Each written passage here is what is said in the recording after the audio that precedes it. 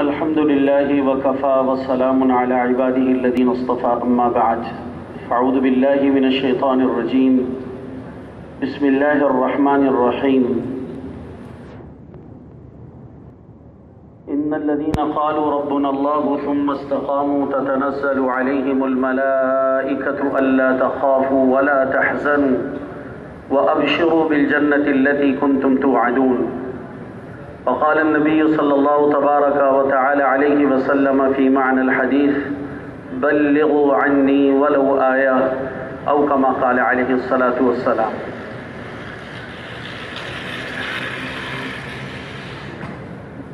بات شروع کرنے سے پہلے ہم سب کی ایک حاجت اور ضرورت ہے، اس کو عرض کر دینا مناسب ہوگا کہ ہماری پوری زندگی انشاءاللہ اسی ماحولوں میں گزر رہی ہے اور انشاءاللہ بقیہ زندگی بھی اسی طرح کے ماحول میں اللہ نے چاہا تو گزرے گی، اور ہم نے ایسی مجلسوں میں روزانہ کی بنیاد پہ شریک ہونا ہے، یہ ہماری ضرورت ہے۔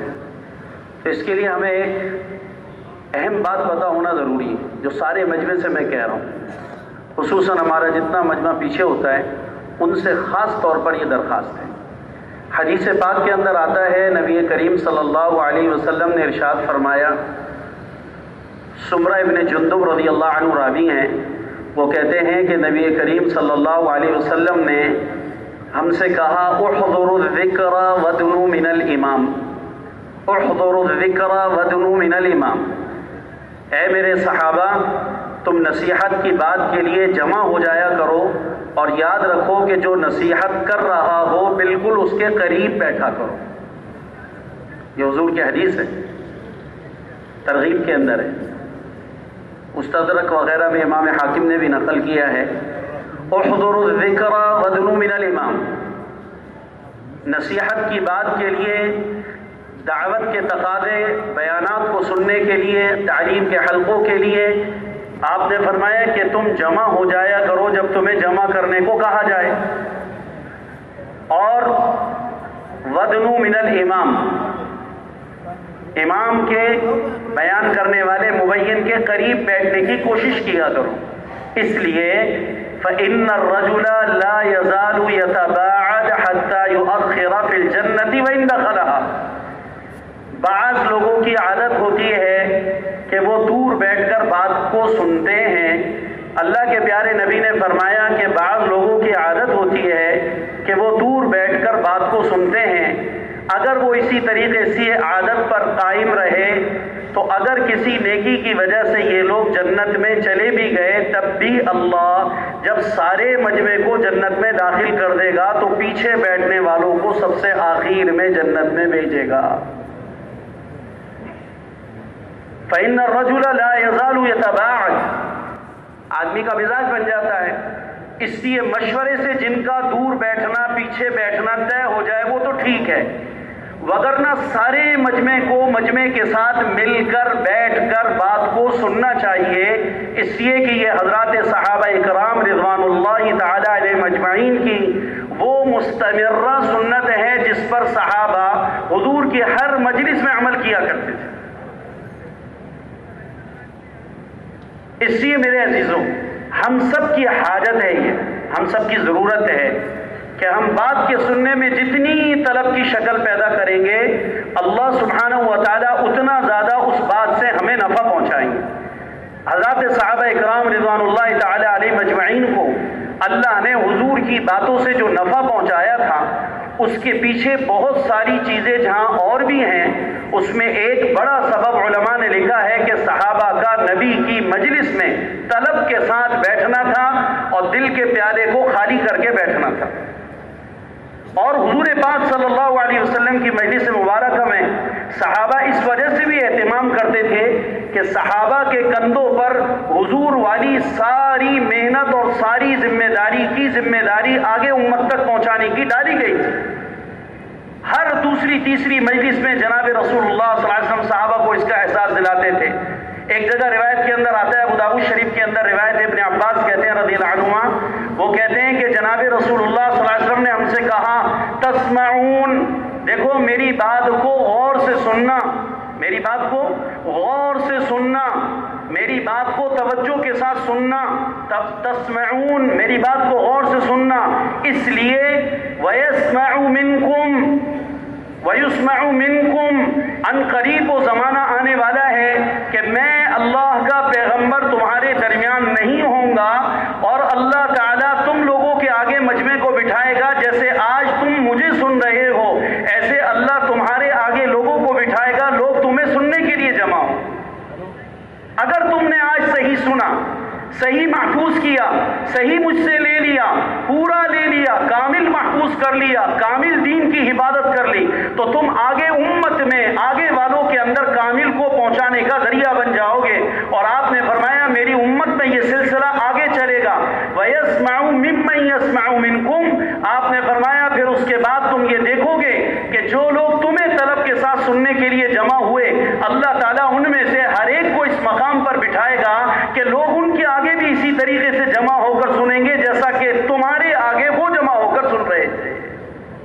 یہ سلسلہ قیامت تک امت میں چلنا ہے۔ ہم میں سے ہر آدمی جناب رسول پاک صلی اللہ علیہ وسلم کے مبارک دین کا کامل کامل کامل ذمہ دار ہے۔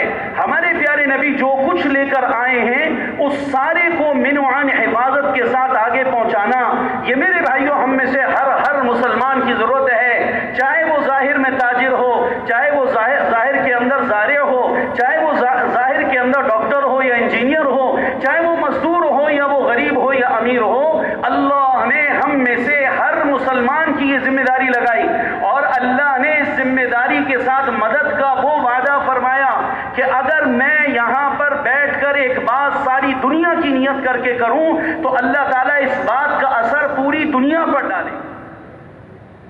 مؤذن اذان دیتا ہے، ایک مسجد کا مؤذن اذان دیتا ہے، آپ نے دیکھا ہوگا ہر مسجد میں مؤذن ہوتا ہے۔ مؤذن اگر یہ نیت کر کر اذان دے کہ میرے محلے میں جتنے مسلمان ہیں جن کی یہ مسجد لگتی ہے میں ان سب کو نماز کے لیے دعوت دے رہا ہوں، تو جتنے محلے سے نماز کے لیے آئیں گے اللہ تعالیٰ اس مؤذن کو ان تمام نمازیوں کی نماز کا اجر عطا فرمائے گا۔ لیکن انما الاعمال بالنیات، نیت المؤمن خیر من عملہ، مومن کی نیت کا اعتبار ہوتا ہے اور مومن کی نیت اس کے عمل سے بہت آگے تک چلتی چلی جاتی ہے، اتنی آگے تک جاتی ہے جہاں تک اس کا گمان نہیں۔ تو اگر محلے کا مؤذن اپنی مسجد میں کھڑے ہو کر اذان دیتا وقت یہ نیت کرتا ہے ساری دنیا کے مسلمانوں پر اللہ نے ظہر فرض کی ہے، ساری دنیا کے انسانوں پر مسلمانوں پر اللہ نے فجر فرض کی ہے، میں پوری دنیا کے مسلمانوں کو مغرب کی نماز کے لیے بلا رہا ہوں، تو آئیں گے تو وہ جو اس کے محلے کے ہیں، لیکن فرمایا پوری دنیا سے جہاں جہاں لوگ نماز کی تیاری کر کر اپنے اپنے علاقے کی مسجد میں جا کر مغرب کی نماز ظہر کی نماز ادا کریں گے، آپ کے محلے کے مؤذن کو ساری دنیا کے مسلمانوں کی مغرب کی نماز کا ثواب ملے گا۔ حتیٰ کہ حرم شریف کے اندر نماز پڑھنے والے لاکھوں گئے نماز پڑھنے اعمال کرنے ہیں، لیکن ایک کراچی کے محلے کی مسجد کا مؤذن یہ نیت کرتا ہے کہ میں مغرب کی اذان دے رہا ہوں اور اس وقت مسجد نبی علیہ الصلوۃ والسلام میں اور مسجد حرام کے اندر جتنے مسلمان موجود ہیں میں ان سب کو بھی مغرب کی نماز کی دعوت دے رہا ہوں، تو مسجد حرام کے اندر امام حرم کے پیچھے جتنے لوگ نماز پڑھیں گے اس مسجد کے اس محلے کی مسجد کے مؤذن کو اللہ ان کا بھی اجر عطا فرمائے گا۔ ہمیں اللہ نے ساری دنیا کو سامنے رکھ کر اس کام میں لگنے کا حکم دیا ہے، اور ہمارے ہر بول کا اثر پوری دنیا پر پڑتا ہے۔ ہمارا یہاں پر بیٹھنا اگرچہ مدنی مسجد میں بیٹھنا ہے، ہم مرکز کے اندر آئے ہوئے ہیں، ہم بیان سننے آئے ہیں، ہم اعمال میں آئے ہیں، ہم یہاں ایک فکر لے کر آئے ہیں، لیکن میرے بھائیوں اگر ساری دنیا پر اس فکر کا اثر مرتب کرنا چاہتے ہیں تو ہم اپنے آنے میں اس نیت کو شامل کریں کہ اللہ میرے اس جانے کا اثر پوری دنیا میں ڈال کر پوری دنیا میں دین کی فکر کو زندہ فرما، دین کے سارے تقاضوں کو پورا فرما دے۔ اللہ اس پر قادر ہے، ہمارا شب جمعہ دنیا میں ہدایت کے آنے کا، صرف میرا شب جمعہ میں آنا دنیا میں ہدایت کے آنے کا ذریعہ بن جائے گا، میرا سہروزہ بن جائے گا، میرا چلہ بن جائے گا، میرا سفر کرنا بن جائے گا۔ اور میرے بھائیوں ایک ایک مسلمان کے عمل کو اللہ نے اتنا طاقتور بنایا۔ ایک بات یاد آ گئی، آپ کو سنا دیتا ہوں۔ عبداللہ ابن مسعود رضی اللہ تعالیٰ عنہ حضور کے ایک صحابی ہیں، بڑے جلیل القدر صحابی ہیں۔ انہوں نے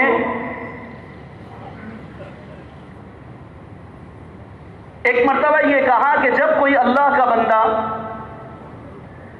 اللہ کو یاد کرتا ہوا کسی پہاڑ کے پاس سے، کسی وادی سے گزرتا ہے، کسی پہاڑی سلسلے سے گزرتا ہے، اور وہ وہاں سے گزر کر اللہ کو یاد کرتا ہوا گزرتا ہے، اذانیں دیتا ہے، نمازیں پڑھتا ہے، دعوت دیتا ہے، تعلیم کرتا ہے، اور جناب وہ اعمال کرتا ہوا، یعنی خدا کو یاد کر رہا ہے۔ اجتماعی شکل ہو تو یہ سارے اعمال مراد ہیں، انفرادی ہو تو تسبیح لے کے اللہ کا ذکر کرنا مراد،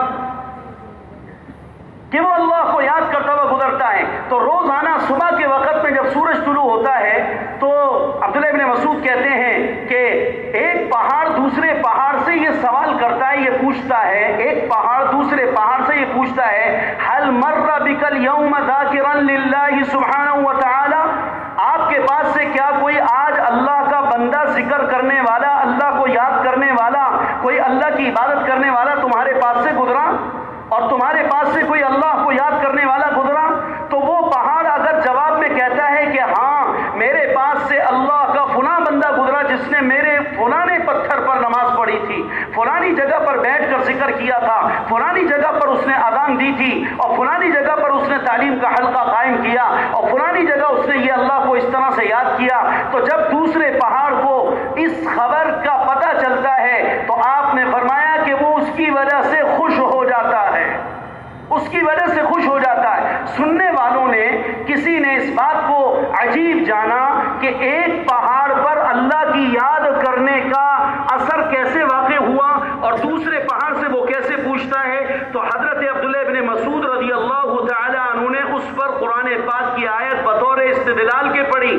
انہوں نے کہا مکہ کے اندر جو قریش تھے، مکہ کے اندر جو قریش رہتے تھے، وہ انہوں نے 360 بت بنا رکھے تھے، اور وہ اللہ کے غیر کے پجاری تھے، اور وہ اللہ کے غیر کو پکارا کرتے تھے، اور انہوں نے اللہ کی ذات کے ساتھ صفات کے ساتھ شرک کر رکھا تھا۔ تو اللہ تعالیٰ قرآن پاک میں مکہ میں شرک کرنے والے ایک فرد کی وجہ سے، مکہ کے اندر شرک کرنے والے ایک فرد کے بول کی وجہ سے اللہ یہ کہہ رہے ہیں کہ وہاں وہ مکہ والے یہ کہتے ہیں مکہ میں وَقَالُوا اتَّخَذَ الرَّحْمَنُ وَلَدًا لَقَدْ جِئْتُمْ شَيْئًا إِدًّا تَكَادُ السَّمَاوَاتُ يَتَفَطَّرْنَ مِنْهُ وَتَنشَقُّ الْأَرْضُ وَتَخِرُّ الْجِبَالُ حَتَّى أَنْ دَعَوْا لِلرَّحْمَنِ وَلَدًا وَمَا يَنبَغِي لِلرَّحْمَنِ أَنْ يَتَّخِذَ وَلَدًا إِنْ كُلُّ مَنْ فِي السَّمَاوَاتِ وَالْأَرْضِ إِلَّا آتِي الرَّحْمَنِ عَبْدًا لَقَدْ أَحْصَاهُمْ وَعَدَّهُمْ عَدًّا وَكُلُّهُمْ آتِيهِ يَوْمَ الْقِيَامَةِ فَرْدًا إِنَّ الَّذِينَ آمَنُوا وَعَمِلُوا الصَّالِحَاتِ سَيَجْعَلُ لَهُمُ الرَّحْمَنُ وُدًّا۔ اللہ تعالیٰ فرماتے ہیں کہ جب ان میں سے کوئی آدمی یوں کہتا ہے زمین پہ کھڑے ہو کے مکہ میں کہ اللہ نے اپنے لیے اولاد ٹھہرائی ہے، اللہ نے اپنے لیے لڑکا بنایا، اللہ نے اولاد بنائی، تو ان کا یہ بول اتنا برا ہے کہ اس برے بول کا اثر ساری کائنات کے پہاڑوں پر پڑتا ہے، ساری کائنات کی زمین پر پڑتا ہے، اور ساری کائنات کے میرے عزیزوں آسمانوں کے اوپر پڑتا ہے، یہاں تک کہ اللہ نے کہا تکاد السماوات یتفطرن من، قریب ہے کہ آسمان پھٹ پڑے، وتنشق الارض، اور زمین جو ہے وہ زمین پھٹ جائے اور آسمان ٹکڑے ہو جائے اور پہاڑ ریزہ ریزہ ہو کر ختم ہو جائے۔ کس بات کے اوپر؟ کہ ایک مکہ میں کھڑا ہو کر مشرک آدمی یہ کہتا ہے اللہ کے ہاں اولاد ہے۔ تو حضرت عبداللہ ابن مسعود نے کہا افتراہن یسمعن الزور ولا یسمعن الخیر، اب تم بتاؤ کہ جب یہ پہاڑ، یہ زمین، یہ آسمان، یہ ساتوں زمینیں، ساتوں آسمان ایک برے بول کے بولنے والے کے اثر سے متاثر ہو کر یہ ٹوٹ پھوٹ کا شکار ہونا شروع ہو جاتے ہیں، اور قریب ہے کہ پوری دنیا کے اندر سارے آسمان و زمین ٹوٹ جائے جب ایک برے بول کے اثرات ایک آدمی کے پوری دنیا کے پہاڑوں پر پڑ سکتے ہیں، تو تم یہ بتاؤ جب کوئی آدمی یہ کہتا ہوگا اللہ ایک ہے، اللہ کے سوا کوئی الہ نہیں، اللہ ہمارا معبود ہے، اللہ سے ہوتا ہے، اللہ کے غیر سے نہیں ہوتا، اللہ تعالیٰ تمام تعریف کے لائق ہے، اللہ ہر عیب سے پاک ہے، تو یہ بتاؤ کہ جب یہ پہاڑ برے بول کے اثر سے ٹوٹنے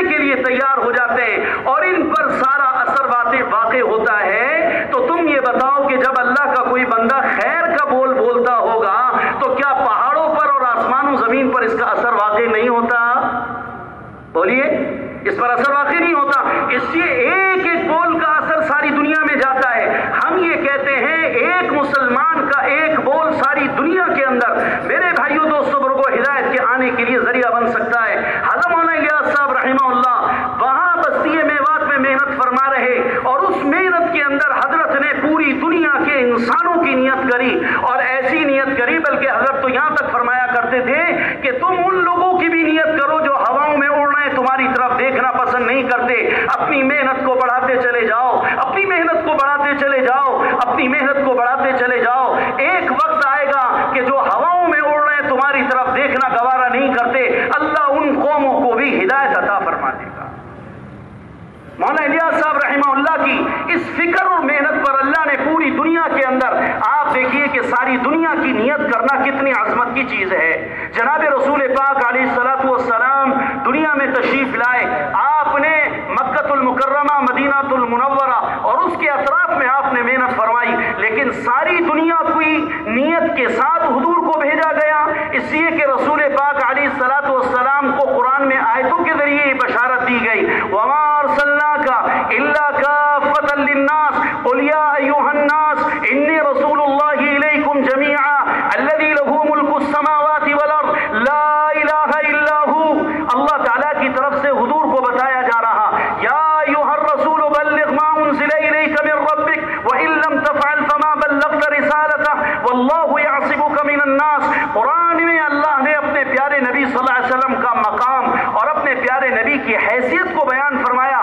پوری دنیا کے انسانوں کے لیے حضور بشیر اور نذیر بنا کر بھیجے گئے، اس لیے آپ نے سب کی طرف بشارت کا کام کیا اور سب کی طرف آپ صلی اللہ علیہ وسلم نے ڈرانے کا کام انجام دیا. حتیٰ کہ صحابہ کو اگر ایک ایک صحابی بھی اللہ کے پیارے پیغمبر نے دنیا کے کسی کونے میں بھیجے ہیں تو ان کو بھی اللہ کے پیارے پیغمبر نے یہی نصیحتیں میرے بھائیوں فرمائی. عبداللہ ابن عمر کہتے ہیں کہ جناب رسول پاک صلی اللہ علیہ وسلم نے حضرت معاذ کو اور حضرت ابو موسیٰ اشعری، یہ دونوں بڑے درجے کے صحابی ہیں، ان دونوں کو حضور نے یمن کی طرف بھیجا، اور یمن کی طرف بھیجتے ہوئے اللہ کے پیارے پیغمبر صلی اللہ علیہ وسلم نے ارشاد فرمایا ان سے کہ دیکھو تم دونوں کی جماعت بنا کر بھیج رہا ہوں. حضرت ابو موسیٰ اشعری ذرا ڈھیڑ عمر کے تھے اور حضرت معاذ بن جبل جو تھے یہ نوجوان تھے، اسی جماعت میں چلتے وقت بزرگوں کی رعایت کرنا یہ جوانوں کے ذمے ہے، اور جوانوں کی رعایت کرنا یہ بزرگوں کے ذمے ہے، یہ امت میں جوڑ کا سبب ہے. تو آپ نے ان دونوں حضرات کو بھیجا، تو بھیجنے سے پہلے اللہ کے پیارے نبی نے ان سے فرمایا تساندا اے تعاونا. دیکھو ایک بات کا خیال رکھنا، تم یمن جا رہے ہو اور تم دونوں اپنے الگ الگ مزاج کے ہو، اس کا خیال رکھنا کہ دونوں ایک دوسرے کے ساتھ تعاون کرنا، دونوں ایک دوسرے کے ساتھ تعاون کرنا. اور دوسرا فرمایا تتطاوعا، آپ نے فرمایا کہ دیکھو ایک دوسرے کی اطاعت بھی کرنا. اور تیسری بات فرمائی بشرا، یمن میں جا کر لوگوں کو خوشخبریاں سنانا. اور آپ نے فرمایا ولا تنفرا، ان کو تم نفرت نہ دلانا. اور یسرا، ان کے لیے آسانیاں پیدا کرنا. ولا تعسرا، ان کے لیے مشکل پیدا نہ کرنا. دین کو اتنا آسان کر کے امت کے سامنے رکھنا کہ ہر آدمی یہ کہنے لگے کہ دین پہ چلنا آسان ہے، میں دین پر چلنے کے لیے تیار ہوں. دین کے تقاضوں کو اس انداز میں پیش کرنا کہ ہر مسلمان اس کے لیے تیار ہو جائے کہ میں اس کے لیے تیار ہوں. صحابہ گئے ہیں اور صحابہ نے محنت فرمائی، اور صحابہ کی محنت کی وجہ سے اللہ نے پوری دنیا میں دین کو کہاں تک پہنچایا کہ بھائیو دنیا کا کوئی کونا ایسا نہیں ہے جہاں صحابہ محنت کر محنت کو لے کر نہ پہنچے ہوں. اور وہاں جانے کے بعد جب تک زندہ رہے وہاں والوں کے لیے خیریت کا، سلامتی کا سبب بنے ہیں، اور وہاں کام کا ذریعہ بنے ہیں، اور امت میں ہدایت کے آنے کا ذریعہ بنے ہیں. اور اگر مر گئے تو مرنے کے بعد بھی اللہ کے پیارے پیغمبر نے اپنے صحابہ کے بارے میں یہ بات ارشاد فرمائی کہ ما من احد من اصحابی يموت بأي أرض إلا بعث قاعدا ونور لهم يوم القيامة. آپ نے فرمایا میرے صحابہ جہاں جہاں دنیا میں چلے گئے اور وہاں جانے کے بعد میرے جس صحابی کی جس زمین میں جس علاقے میں موت آ گئی، قیامت کے دن جب میرا صحابی اپنی قبر سے اٹھے گا تو وہاں سے جتنے مردے اٹھیں گے ان سب کا وہ قائد ہوگا، اور وہ ان سب کو لے کر اللہ کی بارگاہ میں آئے گا اور سب کو اپنے ساتھ جنت میں لے کے چلا جائے گا. ایک ایک صحابی ہزاروں لاکھوں इंसानों के लिए जन्नत में जाने का सबब बने। मेरे भाइयों, ये दावत के जरिए से ये मुबारक जिंदगी है जो हमें समझाई जा रही, कि हम उस जिंदगी पर आने वाले बने, उसके लिए जान की कुर्बानी, माल की कुर्बानी, जज्बात की कुर्बानी, एहसासात की कुर्बानी, औकात की कुर्बानी, और अपने आप को अल्लाह के रास्ते में लगाना, फिराना, और गांव गांव जाना, करिया करिया जाना, बस्ती बस्ती जाना, और शहर शहर जाना, और दर दर जाना, और घर घर जाना। ये खत्मे नबूवत की वजह से अल्लाह ने मेरा और आपका काम बनाया है, ये मेरा और आपका काम बनाया है। मेरे भाइयों, हम करें ना करें, लेकिन ये जिम्मेदारी बहरहाल हमारी लगाई गई है। आप खातमुन नबीयीन हैं, आपके बाद दुनिया में अब कोई नबी नहीं आएगा, इसलिए नबी वाला काम ये हुजूर पाक सल्लल्लाहु अलैहि वसल्लम ने अपने जमाने के लोगों के हवाले कर कर उनको इस पर आमादा किया। जैसे हमारे मौलाना कहते हैं कि अंबिया अलैहिस्सलातु वस्सलाम और जनाब रसूलुल्लाह सल्लल्लाहु अलैहि वसल्लम की मेहनत में क्या फर्क था। हुजूर पाक अलैहिस्सलातु वस्सलाम से पहले अंबिया दुनिया में आए, मेहनत करी, और आपने एक मजमा तैयार कर कर उस मजमे को इस पर खड़ा किया कि तुम इस बात को आगे वालों तक पहुंचाओ। लेकिन जिन तक पहुंचा रहे हो उनकी जिम्मे है कि वो आगे वालों तक पहुंचाए, इसकी जिम्मेदारी नहीं थी। यहां तक तो ठीक है, लेकिन जनाब रसूलुल्लाह सल्लल्लाहु अलैहि वसल्लम ने इस पैगाम को इस तरह समझाया उम्मत को कि तुम इस पैगाम को लेकर जिन लोगों के पास जाओ, उनको ये जाकर समझाना कि इस पैगाम को वो आगे वालों तक पहुंचाएं, और इस तरह से पहुंचाने वाले बने कि वो आगे वालों को इस पर आमादा करें कि वो आगे वालों तक पहुंचाने वाले बने। इस तरह से कयामत तक हुजूर वाली मेहनत सारी दुनिया में फैल जाए। आज हम कितना जमाना हो गया, आप सल्लल्लाहु अलैहि वसल्लम से कितना जमाने के एतबार से बहुत परे, लेकिन अल्लाह ताला ने इस दावत वाले काम को हमारे जमाने में अल्लाह ने हमारे हवाले किया है। मेरे भाइयों, पीछे से मेहनतें हुई हैं, उस मेहनतों की वजह से आज अल्हम्दुलिल्लाह हमारे जहन इस पर तैयार हैं कि हमें पूरी दुनिया में दीन को पहुंचाना है। कहो इंशाअल्लाह। सारे मजमे ने मेहनत करनी है और सारे मजमे ने कुर्बानी देनी है, इसलिए कि ये उम्मत इज्तिमाई है, ये उम्मत इज्तिमाई है। हमारा हर काम इज्तिमाई शक्ल के अंदर ही चलेगा, और हमारे हर काम के अंदर इज्तिमाइयत को अल्लाह ताला पसंद करते हैं। जो भी करना इज्तिमाइयत के साथ हमने करना है, और भाइयों हमने अपने बड़ों के मशवरे से और उनके ताबे होके करना है। अपनी मर्जी और अपनी तबीयत पर नहीं चलना। हमारा चलना अपने बड़ों के मशवरे से, हमारे बड़े हमारे बारे में जिस तरह चलना तय करें, हम उस तरह चलने के लिए अपने आप को पेश करें। क्योंकि अगर अपने आप को आदमी अपने हवाले करके चले और अपने मिजाज के ऊपर चले, तो अबू उबैदा बिन जर्राह रज़ियल्लाहु अन्हु हदीस साहबा में लिखा हुआ है कि अबू उबैदा बिन जर्राह का जब इंतकाल होने लगा तो उन्होंने मजमे को शाम के अंदर ताउन की बीमारी में हजरत का इंतकाल हुआ, तो उससे पहले इन्होंने शाम में मजमे को जमा किया। मुआज़ बिन जबल रज़ियल्लाहु अन्हु भी साथ थे, और उसके बाद उन्होंने मुआज़ बिन जबल से फरमाया कि फिर तुम लोगों को नमाज पढ़ाना। उसके बाद हजरत का इंतकाल हो गया, तो अबू उबैदा बिन जर्राह रज़ियल्लाहु तआला अन्हु लोगों को जमा करके फरमाने लगे कि देखो हमारी यानी मोमिन के दिल की मिसाल चिड़िया की तरह से है, चिड़िया की तरह। हमारी मिसाल, हमारे दिल की मिसाल चिड़िया की तरह से है। मसलु क़ल्बिल मुमिनी कमसलिल उस्फूर, चिड़िया की तरह हमारी मिसाल है। युक़ल्लिबु फी यौमिन कदा व कदा मर्रतन, एक दिन के अंदर पतनी कितनी मर्तबा हमारा दिल उल्टा पुल्टा होता रहता है, उलट पुलट होता रहता है। हमारा दिल कहीं इधर जाता है, कहीं उधर जाता है। जैसे चिड़िया बार बार चक्कर लगाती है और इधर से उधर उलटती पुलटती रहती है, मोमिन का दिल इसी तरीके से उलटता पुलटता रहता है। इसलिए तुम्हें चाहिए कि तुम अपने आप को मशवरे वालों के पाबंद बनाकर चलो, मशवरे से चलो, पाबंद बन के चलो। और पाबंद बन के जो चला करता है मेरे भाइयों दोस्तों बुजुर्गों, उसकी हिफाजत होती है। जैसे हजरत सहाबा इकराम रिज़वानुल्लाह अलैहिम अजमाइन हुजूर सल्लल्लाहु अलैहि वसल्लम से पूछा करते और आप अलैहिस्सलातु वस्सलाम जो बताते, जैसे असर के बाद फरमा रहे थे बयान के अंदर कि जनाब रसूलुल्लाह सल्लल्लाहु अलैहि वसल्लम के सहाबा आप सल्लल्लाहु अलैहि वसल्लम की अदाओं की नकल कर रहे हैं, एक एक अदा की नकल। एक जगह जाकर अब्दुल्लाह इब्न उमर के बारे में आता है ये बात कि अब्दुल्लाह इब्न उमर एक जगह दरख्त के साए के नीचे एक जगह सवारी से उतरे और एक जगह साए में बैठ गए, और وہاں پر بیٹھنے کے بعد چلے آئے. کسی نے پوچھا کہ آپ یہاں کیوں بیٹھے؟ کہا کہ میں جناب رسول اللہ صلی اللہ علیہ وسلم کے ساتھ اس راستے سے گزرا تھا تو اس وقت کے اندر یہاں ایک سائے دار درخت تھا. اللہ کے پیارے پیغمبر صلی اللہ علیہ وسلم یہاں پر رک کر تھوڑی دیر کے لیے آرام فرمائے تھے. آپ صلی اللہ علیہ وسلم کے آرام کرنے کی وجہ سے میں نے بھی اس جگہ پہ اتر کر آرام کیا، حالانکہ اس وقت کے اندر وہاں پر سائے دار درخت نہ تھا. اور جب بھی عبداللہ ابن عمر کچھ کرتے، ان سے کوئی پوچھتا آپ نے ایسا کیوں کیا، تو وہ سیدھا سا سادہ جواب دیتے اور کہتے فعل رسول اللہ صلی اللہ علیہ وسلم وفعلنا. حضور صلی اللہ علیہ وسلم کے صحابہ کہتے تھے، عبداللہ ابن عمر کہتے تھے اللہ کے پیارے پیغمبر نے ایسا کیا، ہم بھی ایسا کر رہے ہیں. ہم نے حضور کو کرتے ہوئے دیکھا، ہم ایسا کر رہے ہیں. تو حضور کی پوری زندگی محفوظ ہو کر ہم تک آ گئی.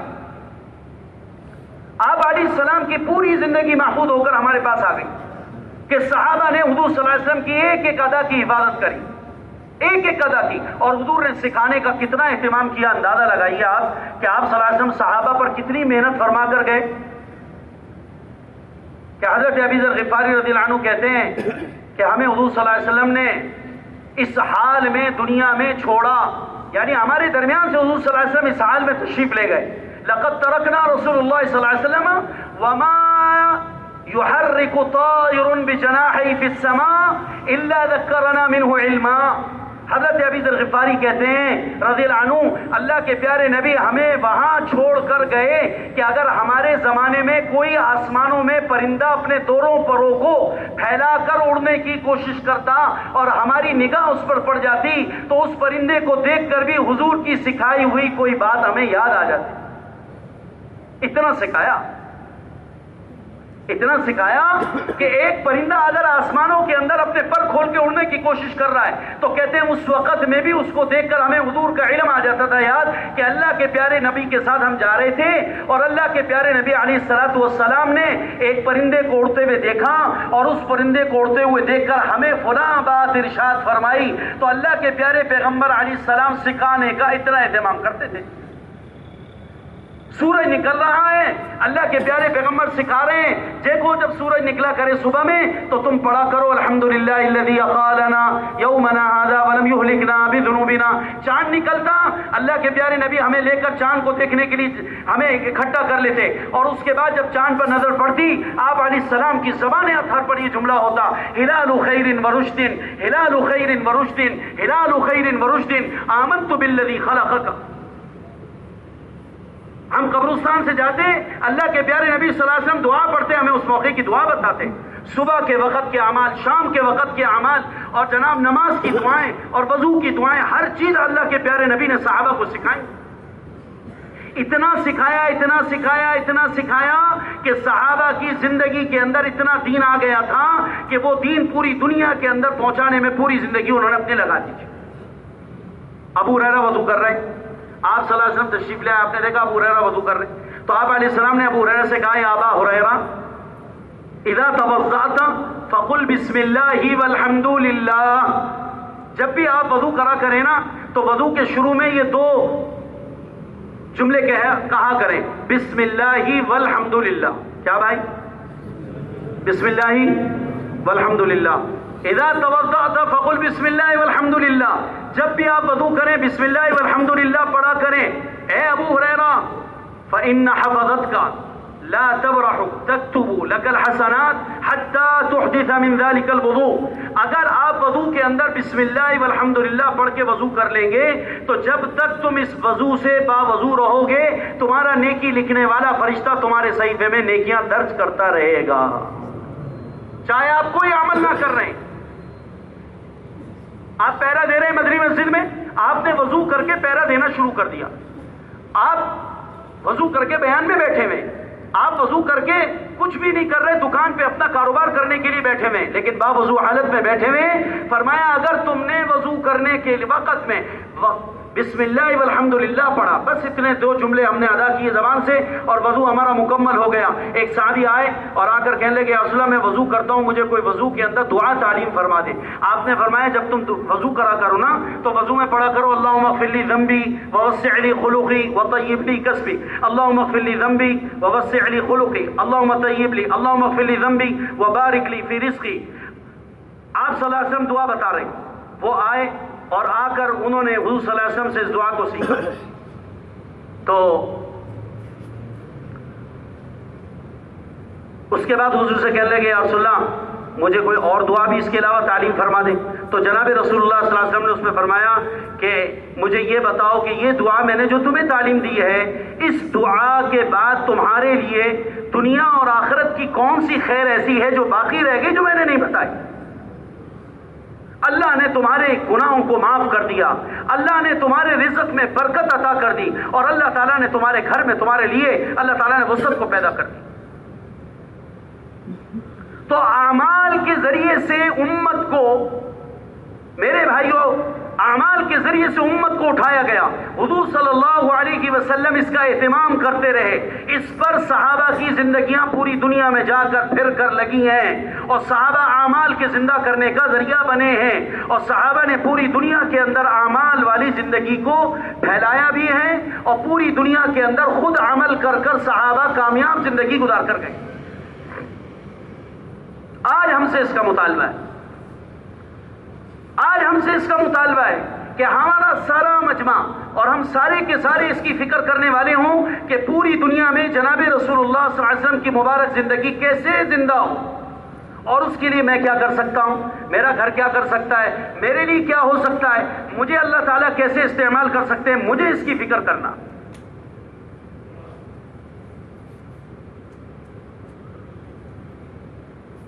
اب یہ جو اجتماع ہے ہمارا، اس اجتماع میں پوری دنیا کے تقاضوں کو سامنے رکھ کر اجتماع، جیسے بتا رہے تھے عصر میں خط بھی آیا رائے سے، اس کے اندر بھی یہ لکھا ہوا ہے.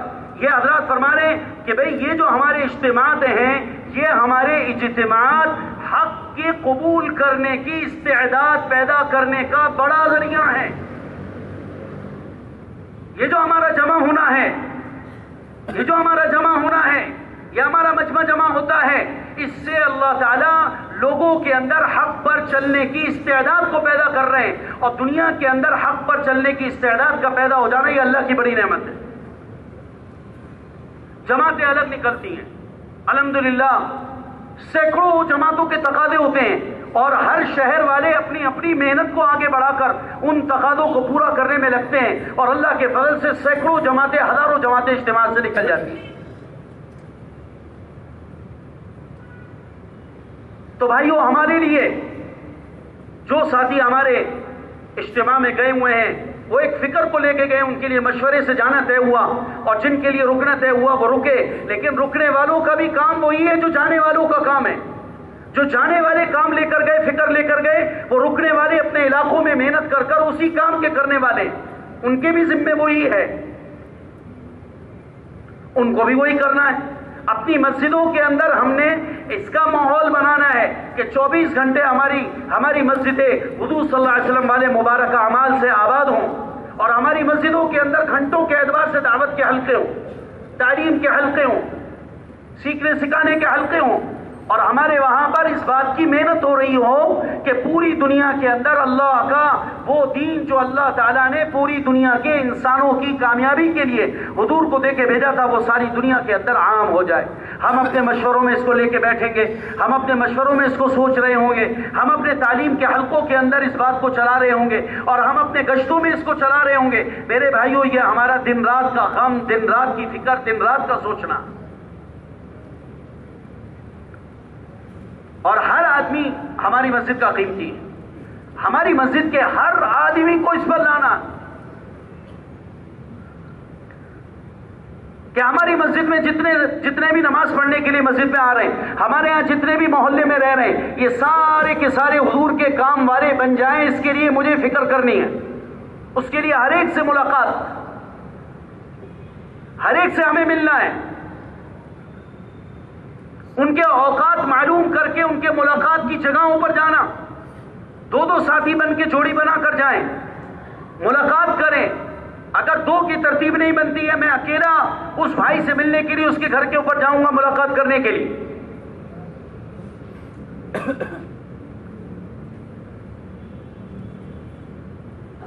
تو ہمارے یہاں ماحول بنے گا. اور ماحول ذریعہ ہے لوگوں کے لیے دین پر چلنے کا, کہ لوگ دین پر کیسے آ جائیں, کیسے دین کے اوپر لوگ آ جائیں. اس کے لیے اللہ تعالیٰ نے ماحول کو ذریعہ بنایا ہے.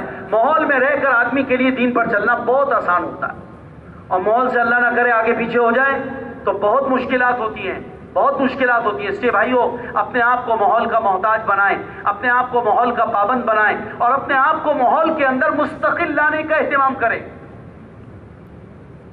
ہمیں ہمارے بڑے جب بلائیں ہم جمع ہو جائیں, ہمارے بڑے ہمیں جب بلائیں ہم جمع ہو جائیں, اور ہمارا کام جمع ہو جانا, اور جمع ہو جانے کے بعد جو کہا جا رہا اس کے مطابق ہم اپنے آپ کو 24 گھنٹے اپنے اعمال اس کے مطابق بنانے کی کوشش کریں.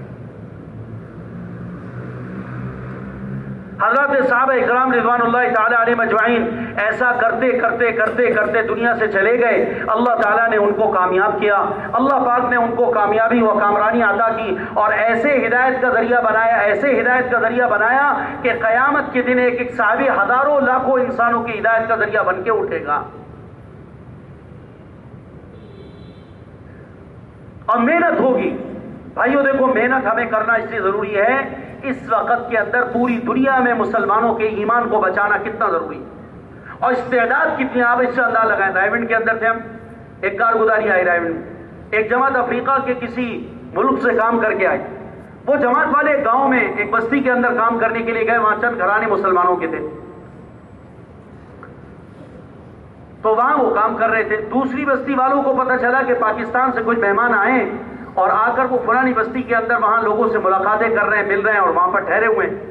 تو وہ دوسری بستی والے ان کو اپنی بستی میں لانے کے لیے, دعوت دینے کے لیے گئے, اور جا کر ان سے یہ کہا کہ آپ لوگ ہماری بستی کے اندر بھی آ جائیں, آپ لوگ وہاں سے آئیں, سنائیں, اچھی اچھی باتیں آپ کرتے ہیں, اچھی اچھی باتیں بتاتے ہیں. تو امیر صاحب نے ان سے پوچھا کہ آپ کی بستی کے اندر کتنے گھرانے؟ انہوں نے کہا تقریباً 150 گھرانوں پر مشتمل ہمارا وہ گاؤں ہے. تو امیر صاحب نے پوچھا آپ کے یہاں مسلمان کتنے گھرانے؟ انہوں نے کہا مسلمان گھرانہ تو کوئی بھی نہیں ہمارے یہاں. مسلمان گھرانہ تو کوئی بھی نہیں ہمارے. تو امیر صاحب نے ان سے معذرت کری کہ ہم اپنے مسلمان بھائیوں سے مل رہے ہیں اس وقت میں, اور ہم اپنے مسلمان بھائیوں سے ملنے کے لیے آئے ہیں, اس لیے ہم آپ کے آنے سے معذرت چاہتے ہیں, ہم مسلمانوں کے بھائیوں سے ملاقاتیں کرتے پھر رہے ہیں. تو وہ بڑے حیران ہو گئے اس بات کو سن کے کہ آپ ہماری بستی میں آنا نہیں چاہتے. بہرحال چلے گئے واپس, اور جا کر اپنے بستی والوں کو بتایا کہ وہ پاکستان سے جو مہمان آئے وہ ہمارے یہاں آنا نہیں چاہتے. تو بستی والوں نے ان سے پوچھا, اپنے بڑوں سے, بستی کے بڑوں سے جو نمائندہ بن کے گئے تھے, وہ آنا کیوں نہیں چاہتے؟ انہوں نے کہا وہ یہ کہہ رہے ہیں کہ آپ کے یہاں کوئی مسلمان گھرانہ ہے. تو ہم نے کہا ہمارے یہاں تو کوئی مسلمان نہیں ہے, سارے عیسائی رہتے ہیں, تو اس وجہ سے وہ ہمارے یہاں نہیں آ رہے. تو بستی والے کہنے لگے کہ کیا واقعتاً وہ اسی وجہ سے نہیں آ رہے کہ ہمارے یہاں کوئی مسلمان نہیں؟ انہوں نے کہا جی بالکل اسی وجہ سے وہ نہیں آ رہے, ہمارے یہاں کوئی مسلمان. تو انہوں نے کہا اس میں کون سی پریشانی کی بات ہے, جا کر ان کو کہہ دو کہ آپ ہمارے یہاں آنے کی تیاری کریں, ہم سارے مسلمان ہونے کو تیار. اور جناب وہ پھر دوبارہ وہ آئے اور آ کر کہنے لگے کہ امیر صاحب کیا آپ لوگ واقعتاً اس لیے نہیں آ رہے, ہمارے یہاں کوئی مسلمان نہیں؟ انہوں نے کہا ہاں بالکل. تو انہوں نے کہا ہماری بستی والوں نے کہا ہے کہ آپ ہمارے یہاں آنے کی بھی مہربانی کریں, ہماری ساری بستی والے وہ بھی سارے کے سارے مسلمان ہونے کو تیار ہیں. وہ جناب پھر یہاں سے ساتھی گئے اور جا کر ان سب کو اکٹھا کیا, اور اس کے بعد اس پوری بستی کے اندر جو 150 گھرانے پر مشتمل تھی سب کو کلمہ پڑھا کر اسلام میں داخل کر. استعداد اتنی امت میں, استعداد کے اعتبار سے ہم پیچھے نہیں, پوری دنیا کے اندر میرے بھائیوں استعداد بہت ہے.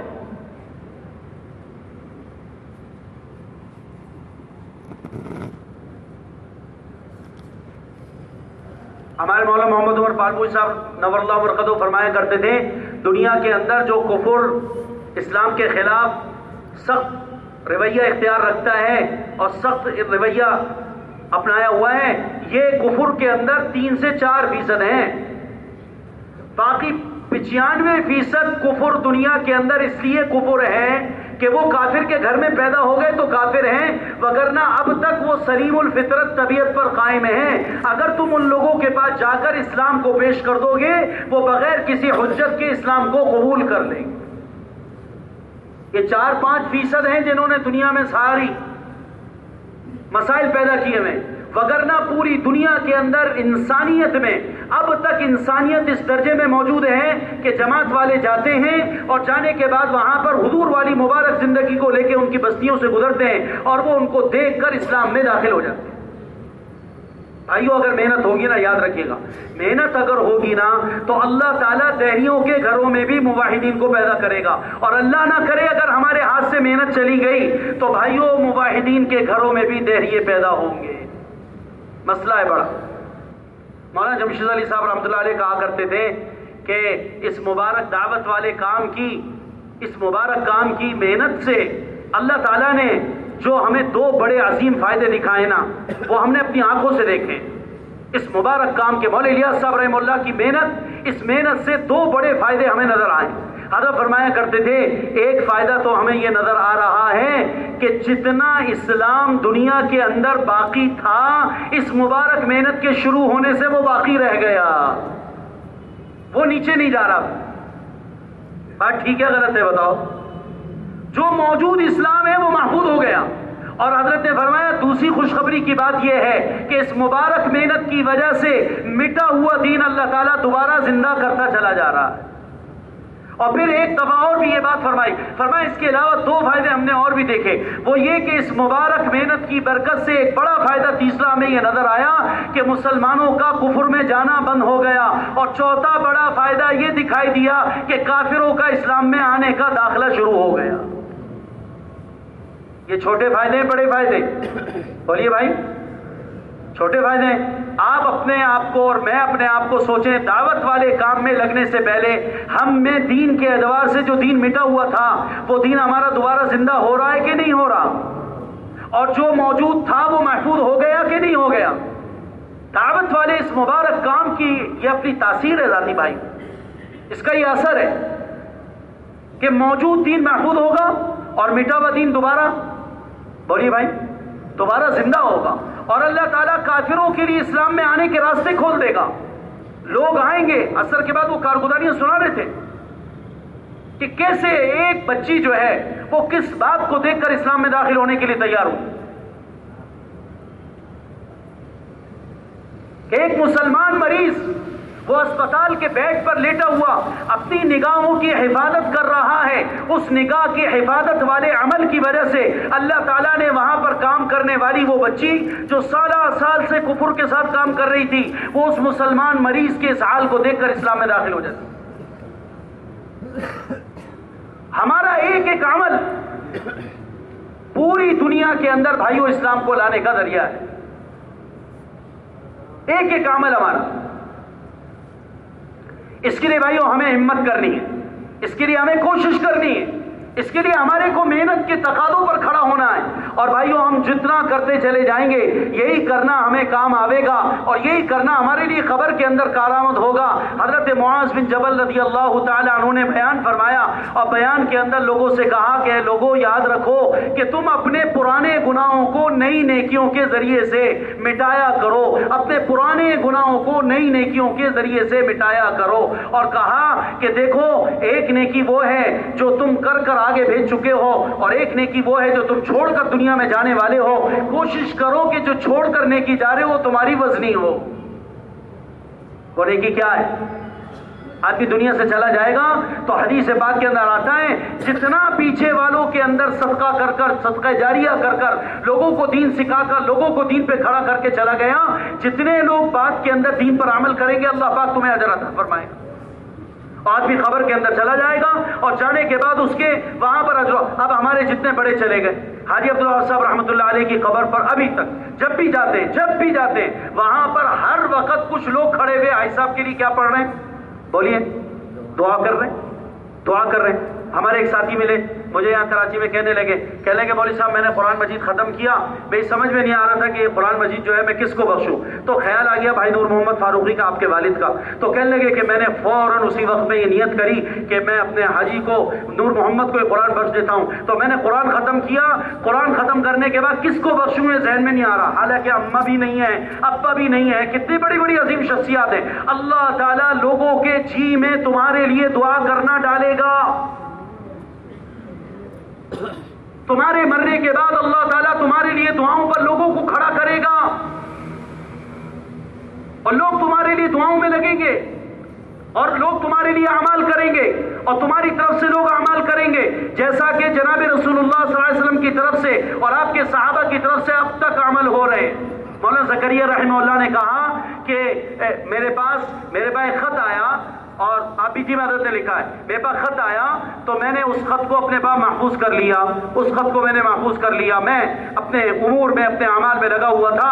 اس کے بعد دوسرا خط، تیسرا خط، چوتھا خط، اس طرح بہت سارے ساتھیوں کے متعلقین کے خط آتے رہے، میں جمع کرتا رہا۔ پھر فرصت میں نے جب سارے وہ خط نکال کے پڑھنا شروع کیے تو تعلق والوں کے وہ خط تھے اور انہوں نے سلام لکھ کر کہا تھا کہ حضرت ہماری بیت اللہ میں حاضری ہوئی ہے تو میں نے آپ کی طرف سے 7 عمرے کیے ہیں۔ کسی نے 5 لکھے تھے، کسی نے 10 لکھے، کسی نے 1 لکھے، اور جب وہ سارے خطوں کے عمرے میں نے جمع کیے تو میری طرف سے لوگوں نے 1500 عمرے کر دیے تھے۔ کس نے جی میں ڈالا؟ بولو بھائی، کس نے جی میں ڈالا؟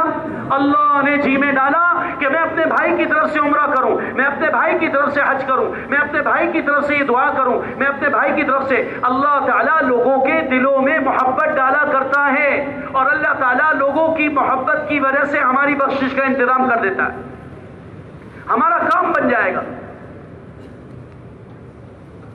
تو بھائیو محنت کرنی ہے، سب تیار ہیں انشاءاللہ؟ سارے بھائی محنت کے لیے تیار ہیں، سارے تقاضوں کے لیے تیار ہیں انشاءاللہ؟ ساری دنیا میں جتنے بھی تقاضے ان کو پورا کرنا کس کی ذمہ داری؟ بولو بھائیو، یہ میری ذمہ داری ہے۔ 1500 جماعتیں کراچی والوں سے حضرات نے مانگی، ان جماعتوں میں سینکڑوں جماعتیں الحمدللہ چلی گئیں، اور جماعتوں کا جتنے تقاضے باقی ہیں ان جماعتوں کو پورا کرنا بھی بھائی کس کا کام؟ یہ ہمارا کام ہے۔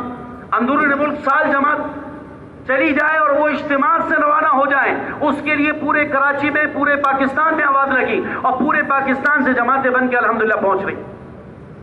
تو بھائیو ہم بھی اگر محنت کریں گے اور ہماری محنت سے اگر کوئی آدمی اللہ کے راستے میں چلا جائے گا، جتنے اعمال وہ کرتا رہے گا ہمیں برابر کا اجر ملے گا کہ نہیں ملے گا؟ اور اس کی زندگی کے تبدیل ہونے کا، اس کی، اور وہ جہاں جا کر محنت کرے گا اور اس کی محنت سے جتنے اثرات دنیا میں مرتب ہوں گے اللہ تعالیٰ سب کا اجر ہمیں عطا فرمائے گا۔ اس لیے بھائیو پوری زندگی دینا اور جناب آدھی زندگی دینا اور جناب تہائی زندگی دینا اور جناب ہر سال جس کو 3 چلے کہا جاتا ہے اس کے لگانے کا اہتمام، اور بھائیوں اس طرح جن بھائیوں کے 3 چلے نہیں لگے وہ 4 مہینے اللہ کے راستے میں نقد لگانے کا ارادہ کریں۔